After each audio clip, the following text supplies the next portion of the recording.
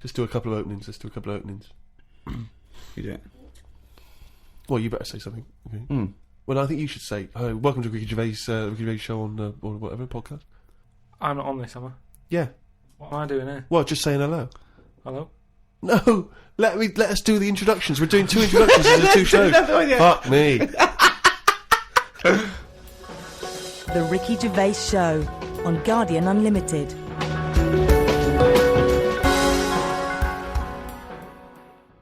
Right, welcome again to the Ricky Gervais Show on this Guardian podcast with me, Ricky Gervais, Steve Merchant, and Hello of course, hello there. Thanks. And of course, our producer Karl Pilkington. Right. Carl, can I ask you a question? Go on. I know this is what a lot of the fans are already wondering. Is there going to be some monkey news today? There's got to be. Of course there is. Yeah? Yeah. All right. Question. Well, I don't want. I'm worried because maybe this will steal your thunder. But Sarah Greer has emailed this in, once again, emailed to podcast@rickygervais.com. Chimp mauling under investigation. I know you're concerned, because this actually fuses 2 of our greatest features, Monkey News and Knob News, into one seamless whole. Oh. Investigators said they are trying to figure out how 2 chimpanzees that viciously attacked a visitor at an animal sanctuary escaped from their cage. This is the grim bit. The chimps chewed off a man's nose and severely mauled his genitals and limbs. Why did they go for his genitals? Both of them did as well. Eh? Both of them. Did you say 2 chimps? No, you're right. Yeah, it was chimpanzees too. Yeah. I don't know if See, both which of them one did went. it? They just saw that they're dangling away, and they You just go went, for the nose? Yeah. I go for his bollocks. And Now, then what accent have they got there? I those don't chimps? know. Were they kind of New York gangster chimps? They're like soprano chimps. What happened to them anyway? What happened to what? The 2 guilty monkeys. Well, unfortunately, they were shot dead by the authorities. You see, that annoys me a bit. I know, but again... What are you talking about? They're attacking people's gonads! I know, but they were happy in an African jungle a couple of years ago. That's what they do, isn't it? That is what they do. That's what animals do. Animals fight. Do you remember when that bloke... So what are you supposed to do? You're supposed to let them just wander off into the I don't know, into the local mall and maybe savage some young children? Or a bucket with a face paint on it? No, all I'm saying is, you don't shoot them for doing what's natural to them. They Yes, didn't you want to... do. Why? If anything attacks anyone's balls... No, and but why- bollocks, No, maybe they were shot during it. That you're allowed to shoot something that's doing something. But if they... Were they executed or were they shot in the attack? No, it says he shot them. Well, he shot them to death. I'm assuming he shot them to death as they were legging it off. But why aren't they just sort of tranquilised? Where was Why this? have Was I this in been a zoo? accused like it was my fault? It's because I happen to be reading Sarah Greer, who emailed it in, the one who should be getting a bollocking. It just annoys me how one way it's kind of like, you know, we're trying to save the pandas, and then the next day someone's shooting them or whatever. I know it's not a panda, but all I'm saying is it's double therefore the standards. whole argument falls apart, but go on. No, but what I'm saying is, what would happen? I've talked about this before, about St. George killed the last dragon, right? Right, it didn't exist. It's the same thing, though. No, there's never been any dragons. No. It's a mythical creature. Well, you don't By know mythical, that. it means we made this up, like the unicorn. I don't even understand. What was your point about the dragon? What's that got to do with because this? I'm saying out, like, why is it alright to be going around, going mental with a gun, shooting all the monkeys and killing them? Because one day we're going to run out.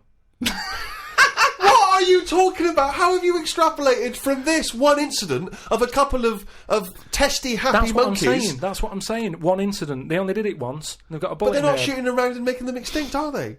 If they carry on like that, they will. But Well, it's up to the monkeys to stop attacking people's private parts. It's It's got to be a give and take here. No, I'm come sorry. on. That monkey doesn't know why it's in a cage. It's not going, oh, this is for my own good. It's like, even if it's animal husbandry, they're not sitting there going, well, I'll tell you what, let's stay here because it's, you know, they're trying to do a nice little breeding program here, or we could get out and do what we do best: run amok, eat some bollocks, right, and have a good time. Right? They don't know what they're doing. They don't. And Carl's right. The poor little bastards get a bullet in the head. For what? And I'm saying, if they're attacking a human, shoot them to stop them. That's fine, okay. But if they're running away and they're, you know, don't shoot them in the back like a coward. This was an animal sanctuary, though. So presumably they had quite a cushy time there, because most of the ones I've visited, they've always got it easy. They're But you hanging around don't- on tyres, they got comfy chairs, they're wanking, they're going berserk, they're loving it. So you know, you say that I think I don't know. I just think there was something nasty. There was something a bit warped in these monkeys. I mean, But hang on a minute. You've just answered your own question there. You said they're in a sanctuary, so they haven't had a good upbringing. So they're going to be a bit more like madder than other monkeys, aren't they? Because that's where the ill ones go, isn't it? Sorry, what do you understand by sanctuary? Well, I've been to one for seals. It's not like a borstal. Yeah, exactly. He thinks it's a borstal. It's like scum. Yeah, like they did some bad stuff in the jungle, and they had a little monkey court, and they went, send him to borstal. Well, what is it then? No, it's a monkey sanctuary where it like a haven. Well, it's not a haven, is it? They've got a bullet in the head. The Ricky Gervais Show on Guardian Unlimited. Talking of eating knobs, Yeah. Gilly Goulden. Now What's she been up to? Well, you saw her in I'm a Celebrity, Get Me Out of Here. I haven't been watching it. She popped a little kangaroo knob in the mouth, chewed it up. What, she just found it? Did she line around? No, it was one of the things that she had to Oh, it eat. was one of the challenges. Carol Thatcher, you know, a daughter of one of our leaders. Sure. She popped a couple of bollocks in the mouth, Oh. chewed them up, swallowed them. Oh. And Gilly Goulden, there was a kangaroo penis there, dried. She couldn't even get. It was so tough, she couldn't even get through it. And then she, eventually, she eats What was it, it. like a pepperoni? Yeah, and she. What do you think of that, Karl? What, eating that sort of stuff? Yeah, I watch it. I like those little trial bits, right? yeah. But what I don't think people realise is, right, it is hard eating a little kangaroo knob. Right? Really? How do you know? No, it's just, you know, you think about it and you go, oh, I couldn't do that, right? But what they never mention on the TV programme, which I think takes it to the next level, right, they're eating that at like 7:30 in the morning. Sure. Right. Which for is breakfast. worse, innit? Yeah. Do you know what I mean? If I was there and Ant and Dec said, right, Karl, eat the knob, I'd go, hang on a minute, give us a few hours, let me get some rice and that on my belly, and just sort of fill me up a little bit more. I'll pop back at about 6:30 this evening, Right. have it ready. And I'd be happier then. It's just that thing of, you know, You you've don't been- want to eat. You don't eat animal genitals on an empty stomach. So what are you saying? You could I'm saying like I could eat a knob at night, but just cut that there. We'll loop that. If any DJs are listening, No. just take that quote. I could eat a knob at night by Karl Pilkington. Maybe do a dance remix. Yeah, Just I think maybe you're sort of a house producer and you could maybe get some kind of high energy beat going, and then we could just send that out to some of the gay clubs. I'm sure Yeah. it'd be really popular. Please, anyone, send us, you know, that looped with a nice little, you know, funky house beat. Karl Pilkington saying I could eat a knob at night. no, but That's do go you on. know what I mean though? By that. Not really. Well, okay then, right. Okay. Now, I couldn't do it. I could not do it. I couldn't pop a kangaroo testicle in my mouth and chew it. It was disgusting to watch. She was eating witchetty grubs. I mean, good on them because they were doing it. But then again, I think, well, they wanted to go in there. They knew they were up for it. So on the one hand, I think, is that admirable and is that showing sort of like good British metal, or is it, you know, I'll do anything to get on telly for a week? I don't know. You know what I mean? I don't. Where does it stop? You know, I thought Rebecca Lewis went too far when she gave the little pig a tug, but at least she knew where to stop. Yeah. She didn't, you know. well, I think Jenny it's Gould- obvious when you have to stop. yeah, but you The know, pig tells you that. to you know, to pop the Also, again, where's the kangaroo hopping around without a cock? I'll tell you, here's another question, right? Bit of a spin off with animals and that. Have you ever, right, Steve, killed a fly? Probably, yes. Right? Well, I was watching David Attenborough, right? He makes his money out of flies and that, doesn't he? Do you think he's ever killed one, or does he go, well, I can't kill that fly or that spider, because that's how I make my money? I don't know what the question is. I don't know what this question is. Like my mum, right, she said if a fly is knocking about the house, she never kills it, she always catches it and puts it out and that, and she said she'd never kill Who is one. she, Mr. Miyagi? What do you mean she catches it? How Yeah, does she catch with it? a pair of chopsticks. No, she...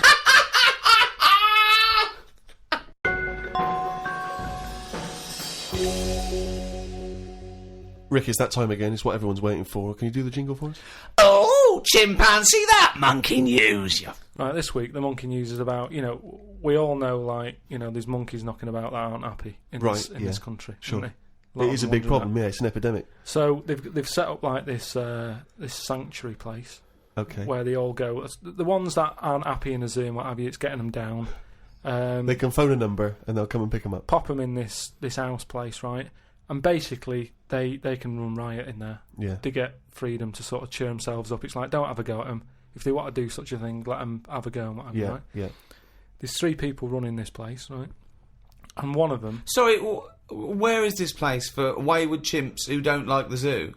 What are you talking about? A house where they can do what they want? I'm not sure where it is. That's a surprise. Go on. But there's this place anyway. It doesn't matter where it is, does it? At the end of the day, I'm just telling you what the problem is. We haven't got to the problem bit yet.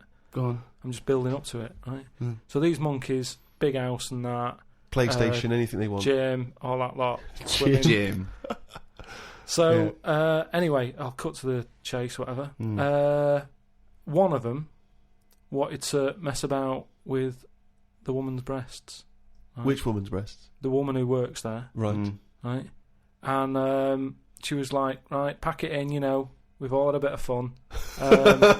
You've been in the gym and everything. She obviously, got a bit excited and that. He was fired up and that, ready for some more action and that. He's trying to have a go on this woman's breast, right? She was like, a go. She was like, no, you're not doing that. Pack it in and all that. The boss who's running the place was like, come on, let him have a go. No. Right, you're talking shit. I'm telling you what, I know sometimes I step over the mark and they made Right, so where is this place where... Well, 1, where is this house where chimps are allowed to do what they want? And 2, where is this place where one of the bosses, one of the human bosses, suggests to the other one, and if the chimp wants to play with your tits, love, let the chimp play with his tits. I've said before, Rick, will you please stop interrupting Miss listen, News? it's alright, Steve, because what I'll do, I'll bring the link and you can put the link on the website and people can have a look at the proper story. I'm just giving it them in a headline form here. They can read the full thing. No, you've only read the headline form. I haven't read it. I sort of read like the first It paragraph. was probably monkey feels a right tit, and you've extrapolated all this from that. So anyway, right, so he's there. And so the boss says, you can have a group. The boss is saying, let him have a go. Come on, Rita, if monkey wants to play with nipples, let him. So she's like, I'm not happy with this, and he's going, come on, you know the rules here, we've got to cheer these monkeys up. This is absolute we valued it. Actually, no, and in the end, because she didn't allow it to happen, the fella bloke sacked her, got someone else in. This isn't made up. I will put the link on the website and everyone can have a look at it, but basically... I want to see the advert he put in the Guardian media page. I love that. Woman wanted to let chimp feel tits whenever it wants. Well, it's all up there. You're talking absolute shit again. Well, we'll see. That is no way that happened. The Ricky Gervais Show on Guardian Unlimited. Do you know the other week when I came up with like a different idea of how we can sort of make the world run and that? Can we just have a quick recap of that? Because I seem to remember it was a load of old arse. It was ridiculous. It was he was saying that the world is overpopulated, so the system would be where people were living too long and stuff. So what happens is people live till 78. I don't know how he can enforce that, right? Yeah. But when they die, they've got a little baby in their stomach, like a pip in an apple, that then carries on when they die. Right. It wasn't a theory. It wasn't an idea. It was the ramblings of a mental case. You're saying it's stupid, but someone's emailed in and said, "Oh yeah, that's pretty good." Good Yeah, place. and okay, I'm asking you again. Was the letter written in shit? Anyway, listen, right. Did it say the mental home, Mars? I've been thinking about it, right, and if we can't do that, right, if that's a no to that, right. Well, it's not a question of whether we can do it or not. Just saying, if that's a no, right, I've been thinking. It is a no. This is going to be brilliant. There's a lot of weird. I mean, you could win the Nobel Prize for this. But listen, there is a lot of ways in the world that some creatures and that go about sort of moving on. If you know what I mean. Evolution, you mean? Yeah, there's a lot of like on that David Attenborough programme that he's doing at the moment. He's always showing you little insects and what they've got to do. And there was one about a wasp, right, that had to fly about, right, for ages, looking out for a certain type of spider, right. It lays its egg in the spider. When I saw it, it whizzes down, right. It lands on its back, so that he's got to get that right. It lands on it. I don't think the spider's up for anything. That isn't even aware of this is how things move about. He's not going, I've got to look out for a wasp. So all this is like, it's got to be perfect timing. So this wasp dived down, right, sat on the back of this spider. It injects it or something with a maggot or something, right? And then that maggot then lives off the spider for a bit. The spider knows it's got a maggot in it. No, it doesn't. It does. No, it doesn't. And it's making a web for it. It goes, I've got something to look after here now. I've got responsibilities. It makes a web, right? It sort of reverses into it and puts the maggot on the web. The maggot sort of clings onto the web. Spider's there. Maggot eats the spider, and then it moves on. if I came up with that idea for like a method, you'd say that's never going to happen.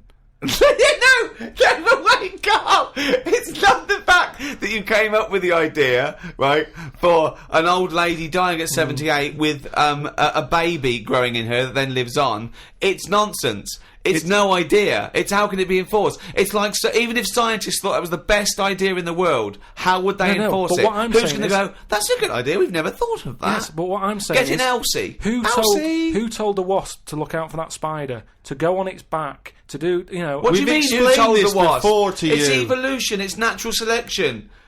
Yeah, but I can understand, you know, we've chatted about it before about giraffes having a long neck, but you're talking about a wasp and a spider who... That's because as far as you're I'm attributing thought and will behind their behaviour.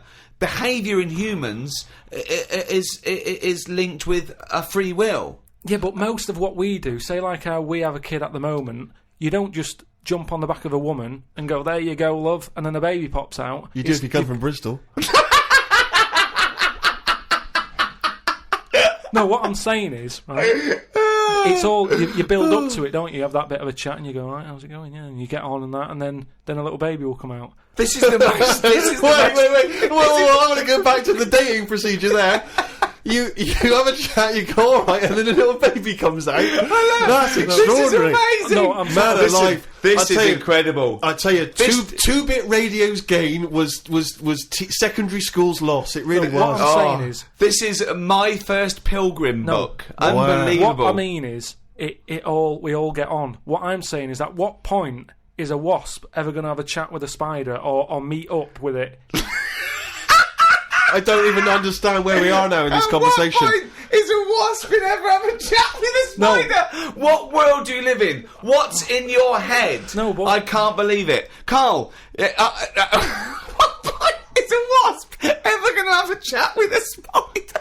So in some kind of weird insect nightclub, these wasps and these maggots are meeting, they're getting on. Is that how you're imagining it? That's what I'm saying to you. What are the odds on that actually happening? But listen. You're thinking because behaviour in lower forms of life is purely chemical. It's purely, it bypasses any form of consciousness. Right? There's a parasite that's like a flatworm, a platyhelminth, or it might be a nematode. It's some sort of invertebrate. Yeah. That it lays its egg. The beginning of its cycle is in a stickleback. Okay, and it literally has to change the stickleback's behaviour. Okay, because it has to get into a warm-blooded animal to complete its cycle. So what it does is, this parasite makes the stickleback not flee from the shadow of a heron. So it makes the stickleback get eaten, right? So it then is in the belly of a warm-blooded animal and it can complete its life cycle. But at no point is the nematode or the platyhelminth, whatever it is, going, slow down, there's a heron coming, stay here. And the stickleback going, why? I don't want to stay, there's a heron. There's no conversation. It's not they get together and go, listen, I've got something that might be mutually beneficial to both of us. I need to get into a heron. You like to be eaten by a heron? No, I don't. Where's this conversation with a Yes, you do. It's got Jedi Yes, powers. you do. No, all I'm saying is, you know, the idea that I came up with, you're sort of saying that's a crazy Can I idea. just, It's not an before you idea, it's carry not on, can an I just say, idea. how many times have we heard all I'm saying is, and then Yeah. such a stream of nonsense Yeah. that it's blown our minds? No, but that's all I'm saying. That, you know, what you've just explained there with the heron having to knock about and for a flea to be sat in the shade and that. That is incredible. That translation of what I said that sums it up for me. Yeah. He sees the headline, he reads a book. It then goes through this weird filtering system with, I imagine the music in his head is boop, beep, boom, ba, discordant piano. I think the noise in Karl's head is like a fax machine, if you've ever got that up full volume. I think it's like a Czechoslovakian cartoon from 1963. Yeah. You know what I mean? Like noises like woks being hit, and pianos just being hit by the elbow. He's the only person you can give him a body of information, and he strips away the facts. But the way he said that, I talked about clearly talked about some sort of parasite in a stickleback that makes its behaviour change so it doesn't flee the heron's shadow. He said, so there's an heron with a flea who doesn't like the shade. How did it come out? I mean, It doesn't matter, forget that, right? But What's anyway, your theory? What's your theory? What I'm saying is I've come up with something else that I want to run by you then. Go on right? then. So you've sort of boo-booed the idea. Boo-booed. We've boo-booed it. We have boo-booed it. He shows a completely different bear. It was originally Poo-Poo the bear, but now it's Boo-Boo the bear. Brilliant. So you've said no to, the old woman having a kid, right, Yeah. before she dies. What about if we do it the other way, right? Ah. Go on. Somehow, I don't know how A yet. kid has an old lady? That's what it's going to be, isn't it? A child gives birth to an old man. No. Right. What I'm saying is, right, Go on. work the other way round. Come on then. So if somehow we can inject something in like a body that's just died, right? Listen to this. Imagine this is notes. So- when he hands it into the Nobel people, Yeah. and they go, if there's a way that we can inject something, they go, well, what? Well, I don't know the chemical formula, but something HO2. Right. So anyway, so you inject it in the temple. He's narrowed it down to the temple. Well, that's Fine. right. Yes, we inject something. So you inject it in. What are you? Who are you injecting? This old woman who's she's been ill and that she's died. So she's dead. So Yeah, we're bringing old people back to life. Okay, fine. That's step one. We just got to sort that out first. But fine, we'll crack that. Go on next. So we brought people back from the dead. Fine. Yeah, but next. this is a way of controlling population. Remember, they can't be having it away and having kids. This is just the way we're going to Okay, work so from now. there's an old lady. So we start now. We start now as the world is now. So what happens? Right. So you get like an old woman. Who's dead? Yeah. Yep. Inject her and that. Inject her. And then what happens is she sort of wakes up. Amazing. Right. And she works the other way. So like she might be 77. Yep. And then she'll have a birthday. She's 76, and she's working that way. Right. If you know what I mean. Okay. Are you with me? No, keep it. Because the thing is, you've got. No I'm idea. really scared. Yeah. I'm really scared. This is the maddest thing you've ever said. Yeah. This is madder than the old lady with the pit like an apple in her belly. It sort of did work. This is No, it didn't work. It worked in your head. It's like a dream that you wake up and go, oh, I've got a great theory. And This is it. Let me just tell you the on then. ending, because the endings works out a bit better. Go on. What I'm saying is, when you die at the age of 78. 9 months, What? at the age of 9 months, because that's when you come out, What do you mean when you die at the age of you're 9? not scared of dying because you're now a baby, so you don't know what's going on anyway. So there's no So fear. you missed out a bit here. So this woman, literally gets younger and younger? I think Yeah. when she's in her 20s, she's in her old age, Rick. Yeah, but it doesn't matter because that's the fun part of your life, isn't it? When you're 20 and you've got all your energy and that. So before you die, you're actually having a good life rather than it being the other way around. But does she do different stuff than she did on the way up? Because she's already lived 78 years, hasn't she? Don't forget. She was a baby once, and she grew to 78 years. Then someone stuck a needle in her head and said, right, back you go. No, but forget all that bit. I'll forget all that bit. How do we forget that bit? What I'm saying So is... she died and she doesn't remember all her... This is a new life, is it? Let me just leave you with this. Right, you're talking shit. Explain yourself. What I'm saying is, old people are scared of dying. When they're 77, they're going, oh, what's going to happen to me? Little injection in the head. When it's a baby, when it's like 1, and everybody around it's going, yeah, it's going to die soon and that. Baby hasn't got a clue. It's happy. It's playing about with its rattle or whatever. So it loses all its memories. That's it. And then what happens? So when does it die? When it gets to 0? When it's 0 days old, it goes through. It just dies. People know it's almost like a countdown. So the family's aware of it. But aren't the family getting younger as well? What's happened to the family? Forget it then. We'll leave it as it is. No, leave it as it is, shall we? Shall we? Can we all agree on that, guys? Now, should we agree to leave it as it is? Is that all right? Because I don't want to hear any more from the diaries of Charles Manson. No, it's. I mean, you're a fucking maniac. If you're a maniac and you'd like to get in touch, then please email us at podcast@rickygervais.com.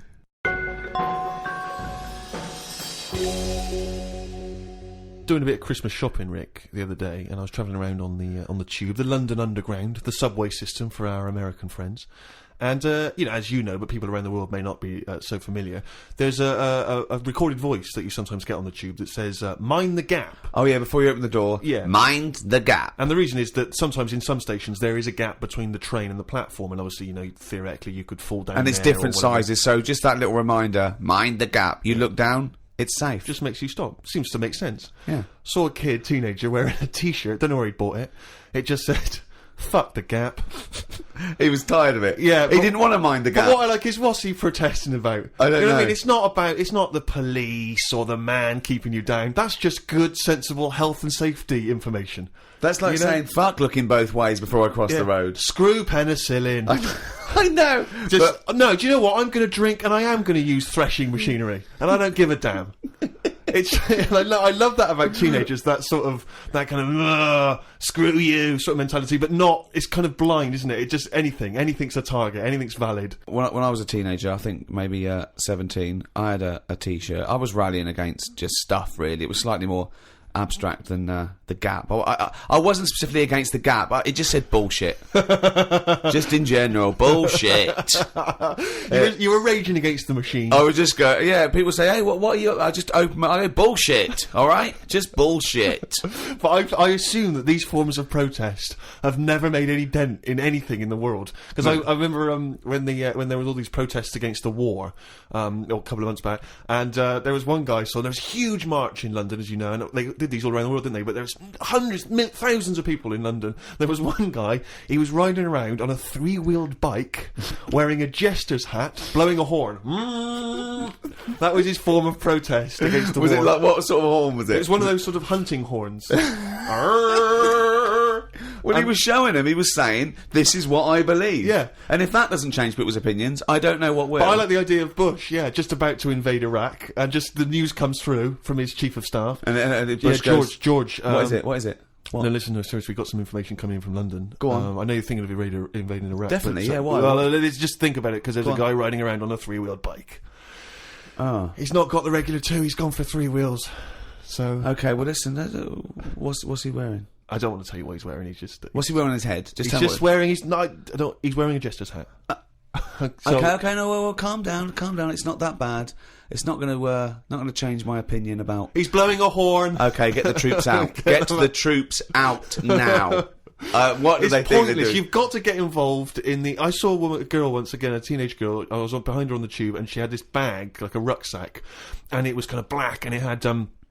painted in Tipex, it had a picture of George Bush, but he was kind of in the sights of a rifle, you know, and it sort of said "Stop the War," and it had a Barbie's head, but it was severed, and the hair was scraped back, and she'd been made up to look kind of devilish, and there was sort of CND signs, and there was, you know, "No to war," and all this, and I sort of wanted to tap her on the shoulder and say, are you actually getting involved in stopping the war, or have you been working mainly on this bag? Yeah, because that must have taken you at least a couple of days. You could have been writing emails, you could have been getting a petition going. Oh dear, Karl, have you ever been into that sort of teenage rebellion, teenage protest? What, to sort of stop stuff going on and that? Yeah, or just making your views heard. I don't really like people knowing what I'm thinking and that. Right. There's no way anyone can know what you're thinking. No, but even is with that why you're doing a radio experimentation. show where you spout off your nonsense ideas every week? No, but what I mean is... A team of surgeons could fiddle around in your head for a couple of days and they still wouldn't know what you were thinking. No, I know what you're thinking. Exactly. You're thinking, could a monkey ever be president? At this moment, aren't you? But I don't like anyone that... Like, all those badges that you're talking about, like, Save the Whale and all that. I don't like the idea that when I get on a tube and someone sees that, they sort of know that I want to save the whale. I don't like people knowing, even to the point of... It gives you a disadvantage in life, doesn't it? But just knowing stuff like when you get on a tube and say if you've been shopping, right, and you've had to buy an ironing board, I hate it that people sort of look at what you've got and go, oh, he's doing some ironing. Right, okay. That's got to be rare. I mean, you can't have bought more than 5 or 6 ironing boards in your adult life. But I don't mean just ironing boards. I mean, like, anything big where they can't wrap it, so they just put a carrier bag round a little bit of it, and everyone can see what you've just bought. It's weird, because I bought an ironing board last week from Argos, and I did feel a little bit self-conscious. There you go. Because I thought people thinking, he's 30, why hasn't he got an ironing board yet? Yeah. No wonder he's a scruffy bastard. I pretend I'm going surfing whenever I buy an ironing board. I just make sure I go in Bermuda shorts and sunglasses, and I just walk down the street and I go, surfing USA, and they think, hey, there's a dude going to the beach. I pop on a bus, go home, do some ironing. Yeah. Wait, what's that on his t-shirt? Bullshit. He's radical. I get still faintly embarrassed buying toilet paper. Yeah. I always have to buy something else to go with it. Yeah. I don't like, because if you just buy that on its own, it's obvious that you're dying for one, and it's like, I haven't got any in. Yeah. Whereas if you just chuck it in with a pot noodle, it's like, well, he's eating and he's thinking about later. Whatever. But if you buy it on its own, you know that you've got none in the house and you've just rushed across the street to get some. Because especially if you're still in your slippers.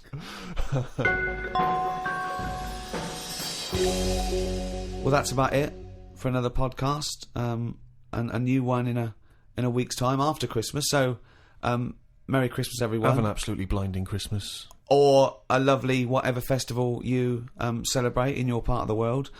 From Ricky Gervais, Stephen Merchant and Karl Pilkington. If you want to send us anything, as ever, the email address is podcast@rickygervais.com. You can email just your thoughts on the show, if you've got some monkey news for Karl, or anything you think might intrigue Karl, or indeed maybe just some Christmas wishes. Then that's the email address, podcast@rickygervais.com. I would like to wish a particularly Merry Christmas to those guys at Positive Internet for all their genius input and good work hosting this podcast. Goodbye. Merry Christmas. The Ricky Gervais Show on Guardian Unlimited.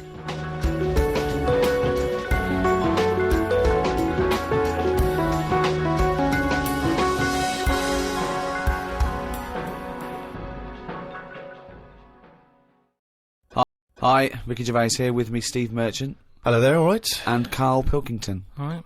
Yeah, welcome to the fourth podcast in the series of 12.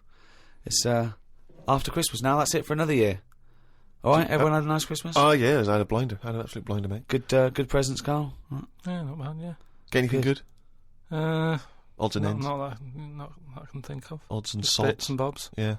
A friend of mine got a gift, or rather gave it as a gift. I don't know if you've been familiar with these. It's a charity organisation, and you go on their website or you phone them up, and you can give someone else the gift of, say, a goat for an African family.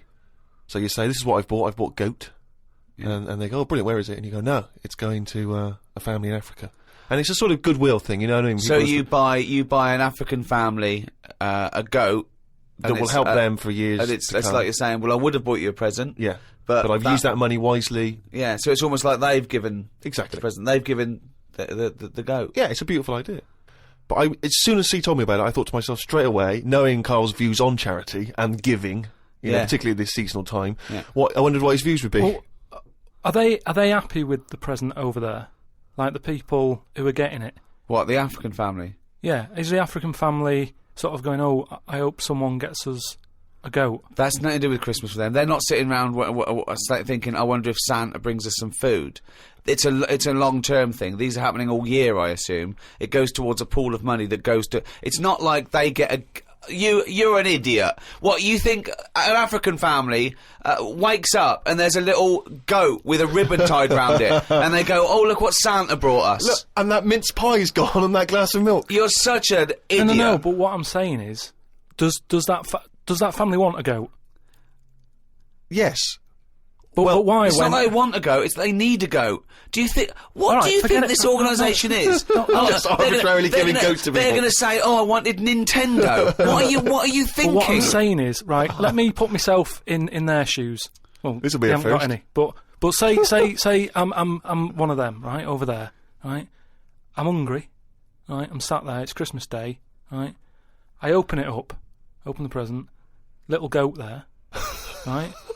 Now, if I was one of them, I'd be going, not another mouth to feed. At the end of the day, there isn't enough food to go round for themselves, never mind a goat.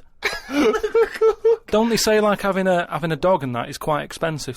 Sometimes they say, you know, what with all the injections you've got to give it, the food, the tinned food and everything, it mounts up. And what I'm saying is, that's all very well giving them a goat, who's looking after it?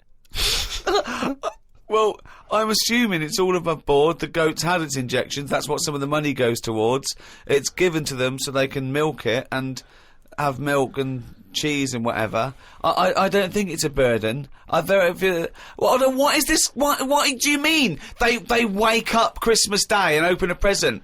It's not like that. So there's a thing. There's a goat-shaped thing in wrapping paper. I wonder what that could be. I hope it's that goat we asked for. Oh my God, it is. All I'm saying it's just a nice marketing way of distributing wealth. It's the way of going, this is a nice gift. It's like people sometimes they say don't send flowers at a funeral. They don't send flowers. Give some money to the local hospice. Yeah. It's just a way of redirecting cash. But the thing is, why do they want that goat? What's the main reason? What does a goat give you? Milk. Right. Now, wouldn't it be easy to just send them a bottle of milk? Without all the hassle and the headaches that come with it. That's all I'm saying. And the other thing is, think about the goat. That was happy over here. Suddenly, it's on barren land. No grass. I'm gonna burst! What do you mean? You didn't send a goat from here. I'm saying, who's happy at the end of this, right? You've got a fella who hasn't got a present over here because the mate bought him a goat, right? So yeah, let's do this properly. So there's a tick. He's not happy, right? Then you've got the person who's opened it, who, like you said, wanted something else, right? It's a goat. They go, who's going to look after this, right? So tick, they're not happy. And then you've got the goat going, what am I doing here? The Ricky Gervais Show on Guardian Unlimited. Tell you what, a lot of people are wondering, Karl, is what I received from Ricky this year. Go on. Nothing. Absolutely nothing. I remember actually after my birthday, he said, "Oh yeah, I'll be getting you a little gift." Forgot. So I've had nothing from him this year. He said, "Man, he's got a little bit of cash in his pocket now." What I'm hoping is that maybe he'll pool it over the next 5 years and buy me something I've been reading about recently. Now, you definitely love this, surely. Have you started seeing this now? Virgin are starting plugging Virgin Galactic. I think it's something like 200,000 quid, and you'll get a chance to go in a space shuttle into space. Now, I don't know what your feelings are, Rick. You know, I know you've probably got a bit of cash in the bank. I was thinking of giving you another signed extras DVD. Anything. It's the thought that counts, so that would be great. But because I've got some knocking round, I can give you one of those. I know you've already got one of those, but sure. I don't mind. They don't cost me much. No, great. And do you like the book Flanimals? I know it's aimed at 5-year-olds, so I don't know why I personally would want it. But you know that's going to be in the little selection box for you. Great. But no, the trip into space. I don't know about that. I mean, you've got a bit of cash. Would you think about that? Would you be interested, you and your missus, going up into space? I don't know. You'd have to be. I mean. It's not the money. There are things that I would spend 200 grand on as a little folly, but I think an individual jetpack, for example. Right. I'd do that. Yeah. I'd like to see the Earth from a couple hundred miles up. That'd be good, but I don't know if that's quite worth it yet. The other thing is the safety, because I'm worried that I want to see a lot of people go up there first. Yeah. I wouldn't be the first bloke to go on an aeroplane. No. I'd want to see a few pioneers go. It's really safe before I got on something like that. Well, I believe the actress Victoria Principal is volunteering herself. So I think she maybe used to be in Dynasty or Dallas. So, well, I'll see what happens to her. Yeah. If I think if she can do it, then no. If Vicky P comes back all right, rather like those monkeys they sent up years ago, then we'll all be a lot more relaxed. Exactly. If they put electrodes on her and it all works out fine. And there'll be a banana, chute issuing bananas, and there'll be buttons. Press left, press right. Yeah, and I might consider it. Karl, thoughts? Going to space? No. It's not worth it. Why? Wouldn't it be a fascinating experience to go into space and look back at the Earth? There's now out there, though, is there? There.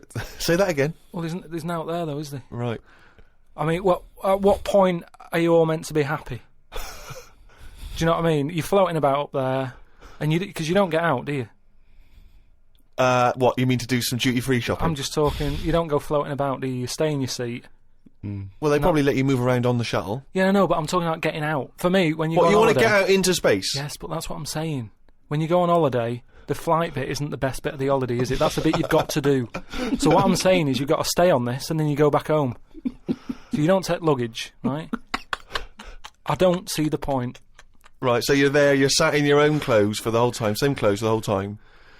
But I don't understand what is the point. I think it's the view. I think it's two things. I think it's the view and being able to be part of an exclusive club. I went into space. It's all that thing about man conquering nature, and you're one of that elite few that have managed to pop up, see the world from a distance that no one else can see it from, and then pop down. You know, that's it. Of course, yeah. So you all that way just for the view? Yeah. Is it worth it? I mean, there's a lot of other places I haven't seen anyway, right, before I think about that. I think if you've done everywhere... I haven't been to Scotland yet, right? Right, yeah. I'm not being funny, but do you know what I mean? So just have a look in your back garden before you go looking in someone else's. In space. Yeah. Yeah. What would make it a trip worthwhile for you? I mean, if you did go into space, if we gave it to you free of charge, we said, Karl, go up into I know space. the answer. I know the answer to this, Steve. He's thinking, I'd like to meet some aliens that can talk like I do, Yeah. and I can understand them, and they can tell me something. Like what? Oh, they met God, he was alright. That's the sort of thing, that's what he's going to say. He'd like them to look like monkeys in spacesuits. Yeah. That would be his ideal thing. He'd like to go to the planet of the He'd apes. like to go to the planet of the apes. He Yeah, I'll would do that. love If they to can go arrange to that. Look, he's nodding. He's Yeah. nodding. Thoughts, Karl? Yeah. I mean, for me... What do you mean, yes? Well, yeah, that'd be brilliant. What would be brilliant? Seeing a little alien and that, having a chat with him, finding out what's been going on. What's been going on? No. But don't you think that... Like, I mean, if you bought me that as a present, right, Yeah. either of you, Yeah. I wouldn't be that happy. For me, that's a little bit like... Well, that's annoying, because we've got you a trip We to just space pulled and a together. goat. Yeah. Yeah, Do you know how, like, I am interested in sort of going on another planet, right? Not, Karl, you are on another planet, mate. No, but do you know what I mean? It would be quite sort of interesting. How do you think you'd get there? Well, yeah, you'd go on a rocket and stuff, but what I'm saying is, at least you know when you get there, you're getting out, you're having a bit of a wander. But I wouldn't be happy in just the journey bit of it. That's all I'm saying. That's great, isn't it? But the thing is, right? I was looking into it a bit because I was reading about the Virgin Atlantic Yeah. thing, right? And I was reading something that in 1971, right? 3 of them went up there. Can't remember the names. Wasn't the main one. It wasn't like the Buzz and the Armstrong one and that. Just another 3 blokes went up, and there was one bloke in the rocket, right? The other 2 wandered off, had a walkabout, seeing what rocks they can find in that. And that bloke who was in the rocket, right? He was the loneliest man ever in the world. I don't know what to do. What that was. I don't know what to do. I don't know if that's some sort of profound poetry, or I don't. Do you know what I think he's trying to say? I think he's trying to say that he was. What are you trying to say? No, stop for a minute, because I just want to just recapture that moment. Just say that again, that sentence again. Right. The other 2 had gone off picking up rocks. Yeah. Right. He sat on his own in the rocket, and he was the loneliest man in the world. Okay, I know what he's trying to know what he say. means. I do. Right. I don't know what he means. Well, right. He's trying to say he was, by definition, a human furthest away from all other human contact. Yeah, that's what Yeah. I said. Yeah, okay. No, you said loneliest. Loneliest evokes an emotion. Yeah. Yeah. But it's like he started crying and writing poetry and listening to Morrissey records. You mean he was the most remote man? Well, yeah, he was saying how, like, he's on the rocket on his own, right? Yeah. And I think I worked it out because it was in kilometres, right? And I think it turned out that they, right, the other 2 spacemen picking rocks and that, they were 2,500 miles away from him, right? So they were miles away. They 2,500 miles? Yeah. But they had each other. They had each other. Yeah. You had the world right across the other way. Everyone getting on with their lives. Yeah. He was on his own. That's weird, isn't it? But what I was thinking is, right? Say, because I always sort of try and put myself in a situation. Yeah. When I hear about a weird thing that's gone on, I always think, what would I do? You know what I mean? And I was thinking about it, right? Do you think when he got up in the morning, he still bothered to put his clothes on? That's the first thing that came into your mind No, when just you because pictured him I in always, there. you know, at the end of the day, even if, like, my girlfriend Suzanne's out at work and that, I'm not happy walking about with everything out, because you never know what's going to happen. What do you mean, like getting it trapped in the microwave? Well, I just mean, you never know if someone's going to turn up. No, I don't like what I don't like. No, I always pop some pants on or a towel, even if I'm not alone. always. Because I've knocked on your door when you've been stood there with. No, he's taking his trousers off. No, I did it especially knowing right. that you were there. I've done it especially to annoy you. Oh, right. Yeah, so. But do you know what I mean? Do you think he was walking about the rocket with his tackle out, or did he floating go? about, Well, no one's watching here. Do you reckon it floats up or down? Depends in how long it space. is, doesn't it? Depends how long it is, yeah. I don't know what I mean by that, but that seems to make sense. Yeah. But don't they have cameras for NASA to monitor what's going on inside the spaceship? Not all the time. No, I bet they've got to give him some sort of privacy. Now that would end up on the internet.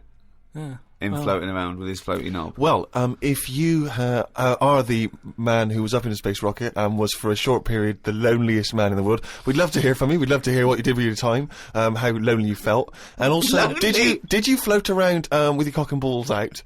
What was that like? Did it float up or did it float down? These are just some of the questions that we'd like. So if you are that person, or maybe you know them, maybe they're a neighbour of yours, then you can get in touch with us at podcast@rickygervais.com. The Ricky Gervais Show on Guardian Unlimited. We've done radio and stuff in the past, Rick, and we have never had the kind of response that we've had from these podcasts. I mean, It's people amazing. are emailing in by the hundreds of thousands. It's meant, well, maybe not hundreds of thousands, but I didn't count them, but thousands certainly. Crazy amounts of email. I couldn't really get through them. I've just managed to pick out a few. It's because it's global now. It's people all around the world are listening, and that's so exciting. We've got just loads from America, Australia. It's mad. Yeah, New Zealand, Canada, and these are just some of the ones that I've pulled out from the email because there's so many of them. Podcast@rickygervais.com if you want to get in touch. Rob says he listens to the show in his exams, which I'm sure cannot be a good idea. I mean... No, because that's a waste. What I'd do is the night before, I'd record all the answers and then listen to that, as opposed to me, you and Karl Pilkington. But surely you're not allowed to listen to your stereo or your iPod in an exam. That would be crazy, wouldn't it? Well, he's probably got it's probably up his back, Right, a little yeah. wire, wired to him, covered in sort of like some sort of fake flesh and Yeah. hair, and then just pops into his ear. It's all changed now, though, isn't it, as well? What do you mean? Well, they're allowed calculators and that, isn't it? It's just sort of... Sorry, I had calculators in my exams. What Yeah, world? What do you know about exams, Karl? No, You but- never showed up. But what I'm saying is, years ago, a calculator wouldn't have been allowed. We've moved on a bit now, haven't we? What year was this, I don't though? have an iPod. With loads of people with abacuses. I don't know. Anyway, Rob's question was this. Brilliant. I've never heard him admit that before. I think we've broken his spirit. Yeah. Karl, you go. I don't know. Oh no, we might have put an end to the phenomenon that is Karl Pilkington. Monkey news still to come. He's back. Anyway, listen. Rob's question is this, Karl, and it's specifically to you. Karl, if you could have a superpower, like Superman, what would your superpower be? Can I suggest consciousness? Yeah. Can I have the power of thought? Remember, you've already got opposable thumbs. So cross that one off the list. Oh, go on, Karl. There are so many to choose from. Telepathy, X-ray vision. Flight, invisibility, Choose it wisely. strength, intelligence. But why have I been picked? Oh, for God's sake! No, but I'm just saying... It's Rob's question No, for no, you. But I'd just say, does anyone else want this? Or... Do you know what I mean? Oh, I'd what just- do you wish you no, could do that's no, impossible is the because- question, no, because- or out of what? What do you mean? Because with that comes a responsibility. is what With I'm saying. enormous power does come great responsibility. So would it? Would you like Spidey senses? Is that what you're saying? Would you like some senses? Would you like some sense? The power of sense. Come on, Karl. You know what these superheroes because they can. I know, but it they can always freeze things. They're never happy, are they? Do you know what I mean? Spider-Man that wanted to tell that girl that he could climb walls and that. He's like, I can't. Superman didn't never tell Lewis and that. Who's Lewis? Who's Lewis? Lewis. Who's Lewis? It's just a pen pal of Superman's. Lewis, his little secret chum. Yeah. All right, Superman. Hello, Lewis. What are you doing? Superman. Who are you? I can't tell you, Lewis. Brilliant. You know, Hulk. He wasn't happy. So... But you're being allowed to choose the superpower. You don't have to get it forced upon you like the Hulk. Hulk, he wasn't happy. It's true. He's got a theme. True. He has got a theme. There's not many happy superheroes, are But there? leaving aside the superheroes you're already aware of, Yeah. what superpower would you want? You don't have to fight crime with it, Karl. Everyone around the world now is thinking, what can Karl choose? Let's deliver it to him now, Karl. Think about it and give us the answer, please. Let me just remind you of some of the other things. Invisibility. All the time, though, or can I sort of turn that on and off? Let's say you could turn it on and off. Would that interest you? Yeah. I'll have that. Right. Okay, and what would you do with this power of invisibility? Just sort of wander about and just not get seen. It's a brilliant power! It's a brilliant... And he's put to such brilliant use. It's brilliant! Well done! And why would you want to walk around and not be seen in that? What would you gain from that? Don't know, you could sort of go in shops when they're shut, so you don't have to go. How would you get in? Just get in just before they lock up.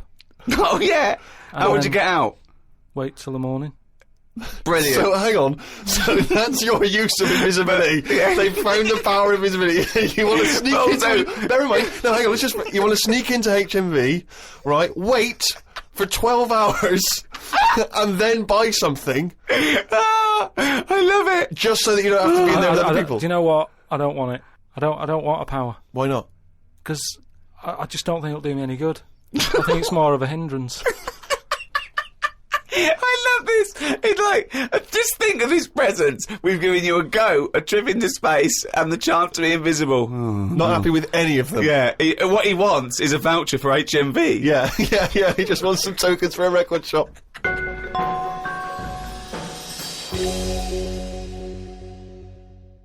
Just going through a few more of these emails. This one is from David. He's in Los Angeles, California, 22 years old. He says he loves the show, but he says, with respect to Karl, never before have I understood so little of what a man says. Virtually everything that Karl talked about was aloof to me. What on earth was he ranting about? Flies and condoms, monkeys and pushing the left button, cavemen and dinosaurs. And that's just some of you. I mean, let's be honest, if you are in America, I mean, firstly, the accent is probably a problem. But that is the best write-up we've ever had. Yeah. Flies and... Imagine if you're a new listener, flies and condoms. What on earth does that mean? This one's from Kent Plummer from Nova Scotia, Canada. He says, Karl, he's wondering if you've got any personal mantras that you could pass along. For instance, he reminds us of Ben Franklin's famous mantra, waste not, want not. Who said that? Ben Franklin. What did he do? What was his job? Benjamin Franklin was a well-respected American politician from the 1800s. He was a sort of thinker, a philosopher, a scientist, deeply respected, and also a big political figure. He features on the dollar bill or the $10 bill or something. Yeah. So he's one of the great sort of American Enlightenment thinkers, and he came up with the mantra, waste not, want not. You must know waste not, want not. I mean, that's just... Do you understand the phrase waste not, want not? No, not really, no. What does it mean? You've never heard that? I think I've heard it, but I don't know. I've never used it. But when someone else said it, I don't know what... Well, in context, I mean, all I'm going to do now is paraphrase that and put some prepositions and stuff in it for you. I can't work out how you can't work out what that means. It's like, don't throw stuff away because you might need it, and therefore... You won't be wanting anything because you didn't throw it away. So he was a bit of a hoarder. Well, if you don't waste food, for instance, then you He's a bit of a hoarder. For God's sake. No, but I'm just saying, he's a man in power. Is that the best thing he ever said? No, I'm sure he came up with many, many profound things. Why is that one he did remembered? Experiments in electricity and conducting electricity, all sorts. But that impresses me more, inventing electricity, than someone... He didn't invent electricity. Wait a minute! Don't impress you more than what? Just saying, waste not, want not. I don't think it's that good. It's not even catchy. What I don't understand is why he was the first person to sort of suggest, look, don't go chucking that out, keep it, you might need it later. He wasn't the first person. Say that again. That is brilliant. Why doesn't that catch on? That is amazing that you've just come up with there. That's poetry. How would you word it? I'd just say, whoa, don't be chucking that out, you might need that later. Don't be chucking that out, you might need that later. Karl Pilkington. Whereas some would argue 2005. that waste not, want not is perhaps a little bit more pithy, a little bit more... We should go through great sayings and phrases and say if he Karl, could, well, firstly, does he know what they mean? And then secondly, can he improve them? that would be brilliant. We'll do that next time. So, all right, let's see. Okay, Winston Churchill. Never have so few done so much for so many. What do you think of that? How would you... Do you know what that means? So he's saying... Well, it's with regard to the Battle of Britain and the pilots that gave their lives. Yeah, I'd just be annoyed if I was one of them who gave a lot for a few or whatever, right? No, gave a lot for so many. If you were well, one of those few that I gave so much for so many, i.e., it means these few good men, their actions freed the world. They freed the world. They have an impact on every person in the world, and they were few brave men, and that's what he's saying. Yeah, but what I'm saying is, if I was one of them men who gave up his life, right, I'd want a name check. I don't want to be bungled in with everyone else who is saying a load of blokes gave it their lives. Well done on that. See you later. That's brilliant. Did you just say bungled in? Yeah, bungled in, yeah. He made up a word. I don't want to be bungled in. You made up a word. See, that's it, you see. We've been looking for it. That's original. That's Karl Pilkington. I don't want to be bungled in.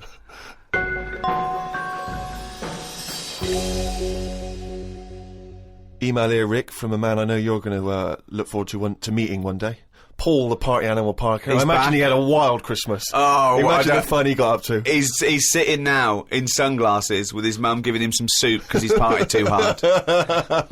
And I'll tell you this, I wish I was round there for New Year. Imagine what he's going to get up to. Him and his mum. If he recovers in time, it's going to be mental. What's he want? Anyway, Paul, the party animal Parker, he sent in a fact. That seems to be his thing now. He sends in facts he thinks might be of interest to us. The kiss that is given by the bride to the groom at the end of the wedding ceremony originates from the earliest times when the couple would actually make love for the first time under the eyes of half the village. Now, Wow. a couple of questions straight away. Firstly, this is almost like a Karl fact, because there's no specific time or place. It was earliest times. Earliest times. I don't know whether that means the wedding ceremony in this country, in America, in Africa, who knows? Yeah. But, so, yeah, it's a little bit vague. But this was the thing that struck me. Actually make love for the first time under the eyes of half the village.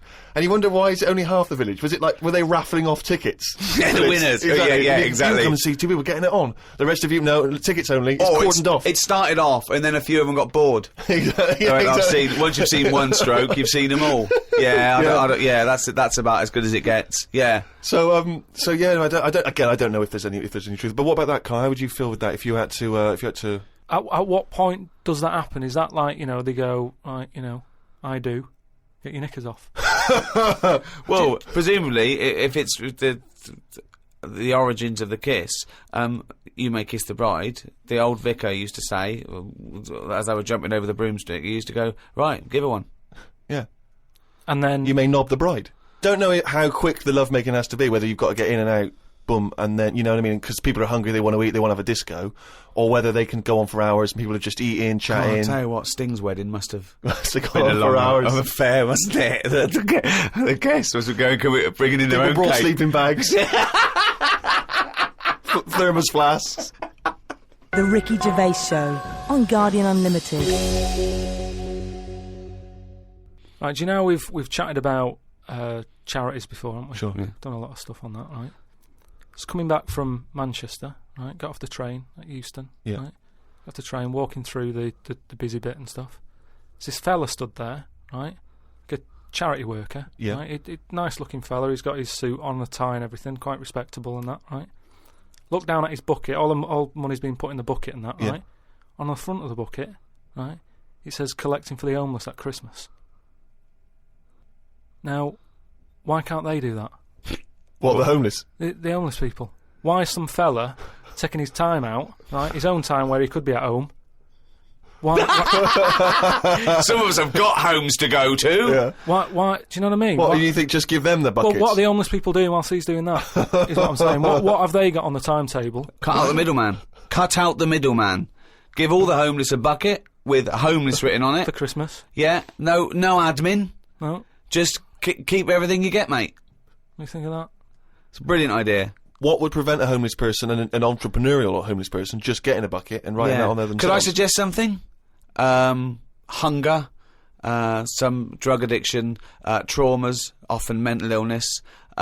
Just possibly too depressed to get up, put a suit on, and go to Euston Station with a nice bucket with some writing on it. And then, right, I was thinking about that, right, and I was walking down the street in London with Suzanne. Saw a little homeless. Well, I didn't see the homeless bloke, right. I saw a leg, right, sticking out of a doorway. I thought, here we go, right. Walked past it, right. You're not going to believe this. Go on. Homeless. Yeah. Chinese fella. I've never seen one of them. No, I'm not having a go, right? But have you ever seen? Do you know what I mean? That was a shock. I really don't think I have. I think he's got me there. I hate to say it, but I must say I can't remember ever seeing a homeless Chinese person. No. No, I suppose you're right. Thinking about it. Weird, isn't it?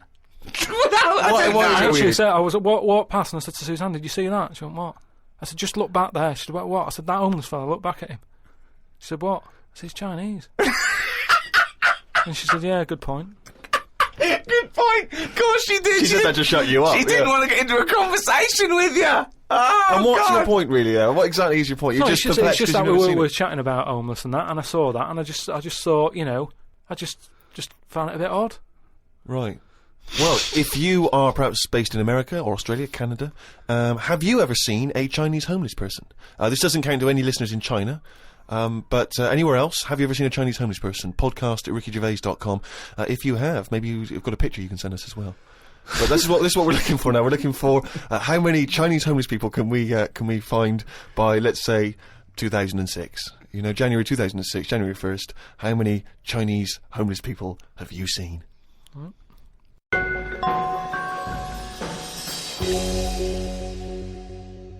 Rick, it's that time again. It's what the whole world is waiting for now. Is it every Monkey week. News? It is Monkey News. Please perform live the jingle. Why'd you say that? Oh, we've got a few people saying, "Oh, is that a pre-recorded jingle?" Yeah, like anything's pre-recorded. No, it's different every we've got week. that technology. I'll give it a big one, shall I? Give it. Oh, chimpanzee that Monkey News, you. There we go. Right then, well, got an email from John. If you've got any monkey news going on in your area, Just let us know. Podcast at rickygervais.com. Oh God, amazing! just bung it on email. And this one's sent in from John. Don't know where he is. But do you know, like, they're running out of TV ideas and that?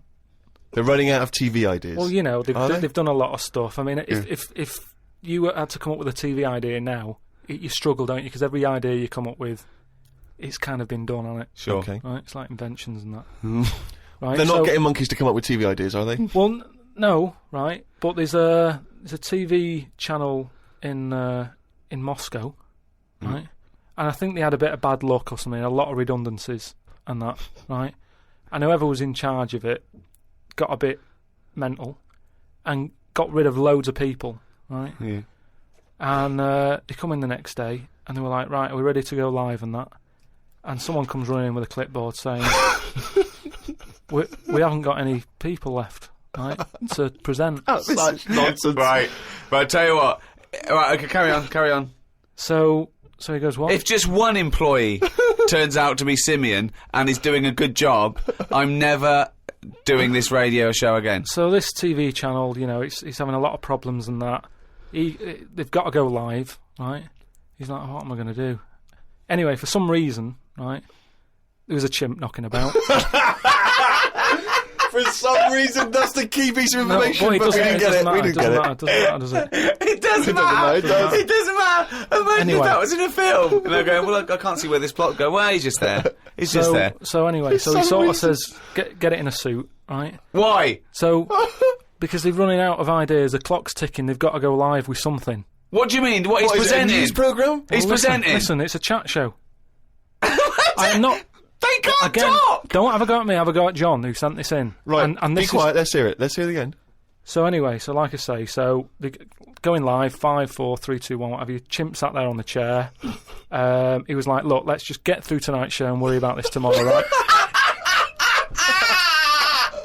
What are you talking about? Look. So they've put a chimp in a suit. What was that handmade, or were the sleeves a bit short on him? You idiot, think! So anyway, it sat there, right? And they're going, "Right, here we go. Good luck, everyone," right? Yeah.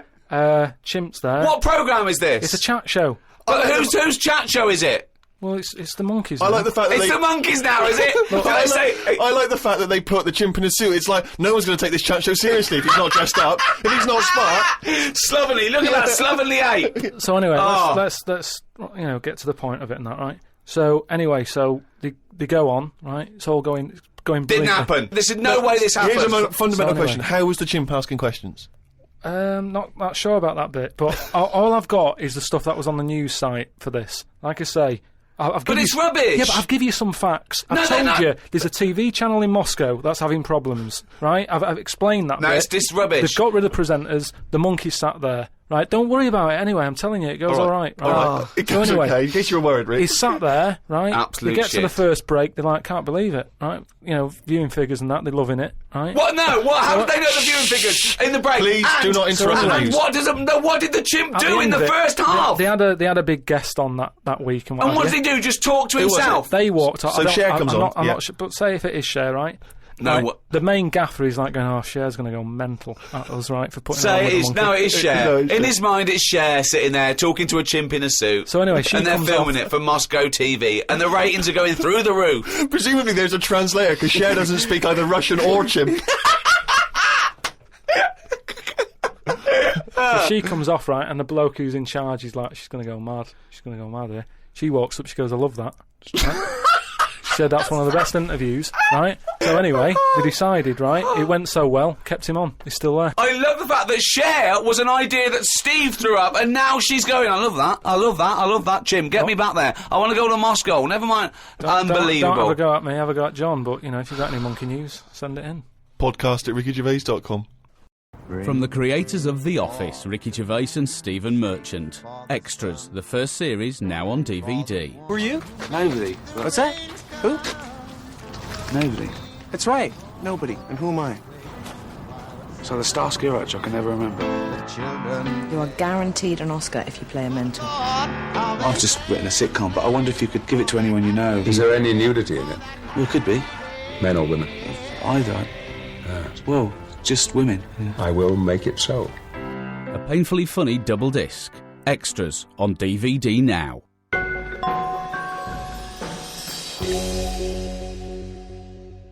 Thanks for listening.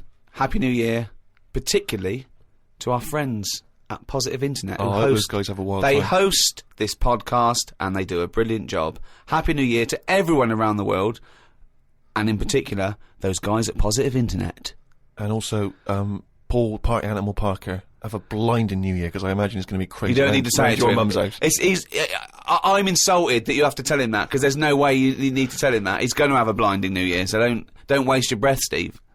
That's all from me, Steve Merchant. We've got Ricky Gervais here, and of course Karl Pilkington. All right.